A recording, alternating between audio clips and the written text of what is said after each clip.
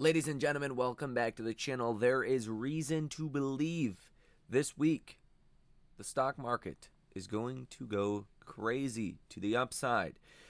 I talked about this last weekend, last Sunday, 7 days ago, that Friday was going to be really the start of the rally, okay? Where you get the clearing events, you get Mag 7 earnings out the way, you get Jerome Powell out the way, you get Trump, China out the way.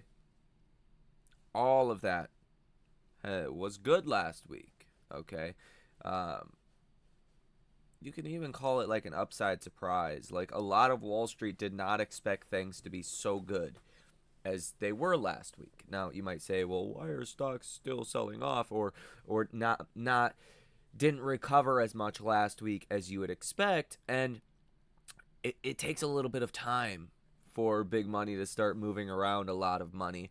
It doesn't happen quickly like when you buy or sell a stock, okay? So there's a digestion period, okay? And over this weekend, we've have more news. The digestion has digested, and I think there's reason to believe next week could be a really good week. Well, starting tomorrow. Now, here in this video, I'm going to go over my thoughts on markets this week and what could be coming next. So, ladies and gentlemen, hit the like button, subscribe to the channel if you have not done so already. Check that link out down below in the description of today's episode. If you guys would like to come trade with us, come join us, come get involved. Look, hey, we're not trying to invest in the hot AI stock that's up 1,000% in a year. That's awesome if you are. That's not my cup of tea. I want to find the stock that's going to go up 1,000% in a year. The stock that Wall Street is overlooking, that's being disregarded, okay? And that's what we do here on this channel, is try to find those stocks, and do find those stocks. But I can't make a video on all the opportunities. It just doesn't work like that. So while we talk about some of them on the channel, if you guys want to see all of them, check that link out down below in the description of today's episode. But with that said, let's get started. In broader market news today, Trump has officially announced, quote, a deal on economic and trade relations with China. Now, I think last week was a really good week, okay? If you're thinking of the Fed, end of QT, start of QE, really bullish there, okay? Trump made a deal with China, 10% lower tariffs. Trump says he wants to get rid of the other 10% tariff on China fentanyl, presumably soon. Very bullish, okay? Hyperscaler earnings all beat expectations, and they raise CapEx guidance for AI.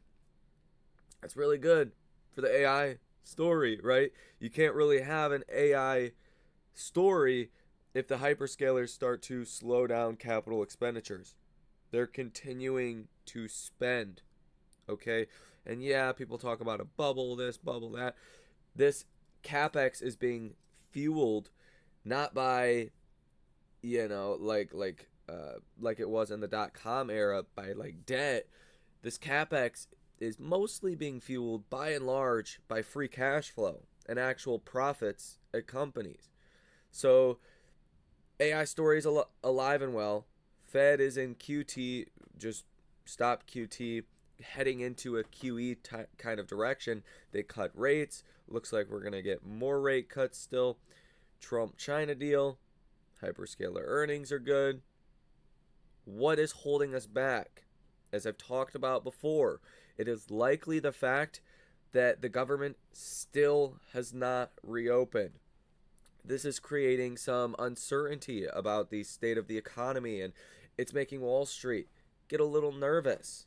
Now, I don't think we're nervous about it, because the fact of the matter is, government data has always sucked.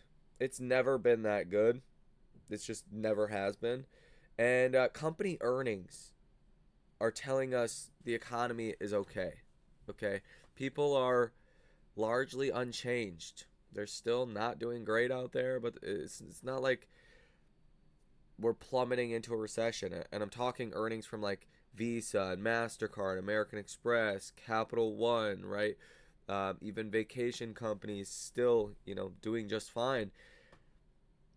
But the longer the shutdown goes on, the more Wall Street is getting nervous. When the government does open, when the government gets, when Congress gets their act together, I think that does turn into a very positive catalyst for this market.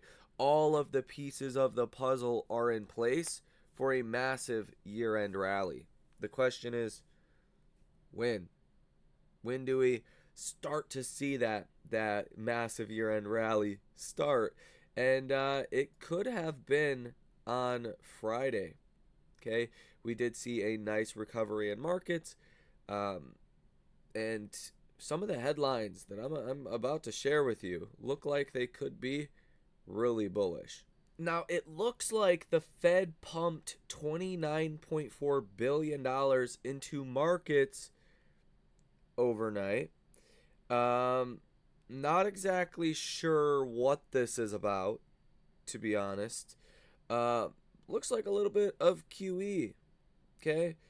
We'll see how the markets respond to this, but most people are saying that it should be positive for stocks. Now, we've had some Fed officials that have, talked about an issue in the repo markets, that they're not exactly liking what is happening in the repo market. And you could see this spread here, the blue spread, right?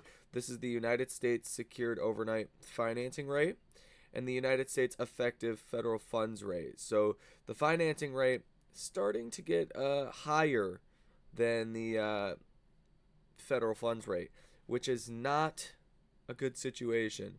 Means reserves are really starting to run low. So the Fed is not stopping their balance sheet rundown for just because they want to. Okay, they're stopping it because they have to. We've heard some Fed officials recently, I think it was Fed Williams or Waller maybe, that said the Fed might actually have to go out and start purchasing assets if this spread continues to widen. You could see the blowout that you had here, this blue line. Back in late 2019, you had a bond market freak out. Overnight repo rates went to like 10%. Like, the Fed had to step in with over $100 billion to support that market.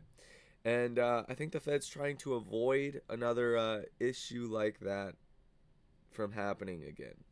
Scott Bessent says if inflation is dropping, the Fed should be cutting rates.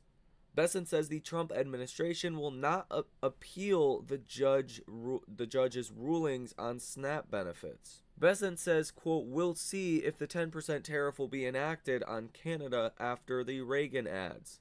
China will effectively suspend implementation of additional export controls on rare earth metals and terminate investigations targeting U.S. companies in the semiconductor supply chain, the White House has announced. Trump secures a major China trade deal in South Korea, ending tariff retaliation and reopening agricultural markets worth billions. Donald Trump yesterday said, quote, Scott Bessent, you're doing a great job. How good is he on television? He soothes the markets. I don't soothe the markets. I sometimes disturb the markets. No shit, Trump. You disturb the markets quite a bit. That's funny he puts it like that. Now, in this upcoming week, starting tomorrow, we are going to have some economic data. ISM manufacturing PMIs, employment, new orders, prices, total household debt, some Fed speakers. All of that comes out between 11 o'clock in the morning and 1 p.m. in the afternoon, Eastern Standard Time. That's Monday. Tuesday, the RCM TIPP Economic Optimism Index. That's pretty much it. Wednesday, ISM Services PMI, business activity, employment, new orders, and prices comes out at 11 o'clock in the morning. You're also going to get the ADP employment change at 9:15 a.m. on Wednesday. Expecting 25,000 job ads. Last month you were negative 32,000, so expecting a little bit more of a positive number. Again, too strong is probably not seen as great because it means less cuts from the Fed, but too weak is not going to be good either. Now, Thursday, Challenger job cuts expected at 73,000. We should be getting that, not 100% sure though. You got a bunch of Fed speakers basically every day of this week, so keep that in mind. I'm not going to run through all of them and when they are. You guys should pull this up for yourselves. Trading Economics calendar. It's free, costs you nothing to keep an eye out for the economic data that's going to be coming out on any given day.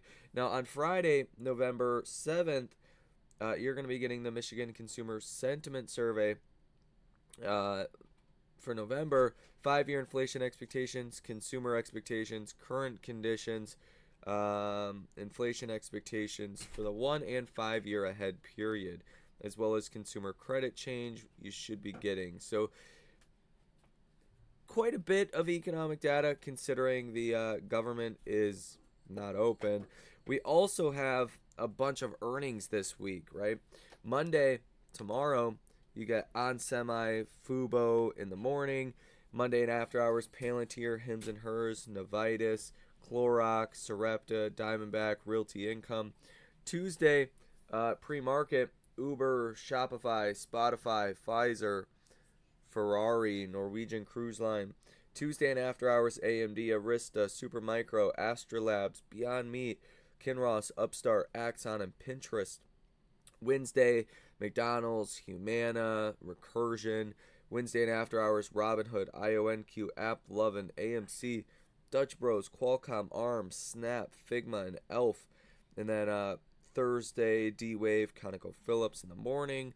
And then in the afternoon, Thursday, The Trade Desk, Opendoor, DraftKings, Archer, Enodata, and Airbnb. So now that you got big tech earnings out the way, you got Mag 7 earnings out the way, you are now in a situation where, we've de-risked a lot, okay? You have Mag 7, the Fed, Trump, China out the way. It looks like even the Fed is starting to pump some liquidity into this market, do a little bit of QE from some of the headlines that we read, maybe about $30 billion worth over this weekend, which should be good to start this week. I'm sure tomorrow is going to be a good day. Now, from an earnings perspective this week, you get a lot of those AI, smaller cap companies, mid cap companies that aren't really going to move the headline S&P, but could move your portfolios quite a bit. Okay, these are a lot more of the stocks that maybe you and I invest in, and that's really going to continue over the next couple of weeks. And if these earnings are anything like the Mag 7 earnings were, or the earnings thus far, it's going to look good. And again, after this digestion phase that Wall Street went through over the last couple of days, it is obvious that we're in for some massive upside here. Okay, that is obvious. Question is, what areas, how much, this year-end rally, is it going to favor certain areas versus others? And I actually think the Mag 7, your large cap companies, ones that have been doing good, are going to start to slow down. And the areas of the markets that have recently sold off are going to take leadership again, like the areas that we are investing in. More of the small cap, couple $1 billion market cap field is really going to start to take over the market leadership again. This whole area has gotten pretty beaten down in the last month or two, and I think it's going to make a roaring comeback again, because that's where a lot of Wall Street has been shorting, right? A lot of Wall Street has shorted the small cap area and went long Mag 7. Well, that trade's kind of blown out at this point. Okay, so you're probably going to see some shorts covering in the small cap, maybe mid cap area, and some buying that actually, starts to really take place with some of those stocks. But again, that's just my expectation. Anything can happen. Trump headlines could come out, blah, blah, blah. But you are definitively set up, in my opinion, for some pretty significant upside. Like, there's no other way around it. The only thing that I think needs to happen, hopefully soon, is the government to reopen. Government reopens, that's money. Okay, that's easy. That's an easy win at that point. Even as I've talked about before, the VIX EQ is the S&P 500 VIX on an equal weight basis, is still at 40. You've started to come down a lot after last week's events. And I think starting off on Monday and this week, you're going to see that volatility crush even more. As that happens, as vol goes down, you're going to see buying taking place. Now, again, a lot of Wall Street has been shorting small caps, going long Mag 7 as like a hedging strategy. But as the risk catalysts are now gone, there's no reason to be short in the aggressive fashion that a lot of these institutions were in these small cap areas. So a bit of short covering could start as volatility continues to decline, which is my expectation. So let me know your thoughts on this down below in the comment section. Which stocks are you most bullish on? Which are you bearish on? Are you buying some of the stocks that we're buying? Are you not buying anything? Let me know what you guys are doing down below in the comment section. Hit the like button as well as subscribe to the channel if you have not done so already. Have a great rest of your day, and I will see you in the next one.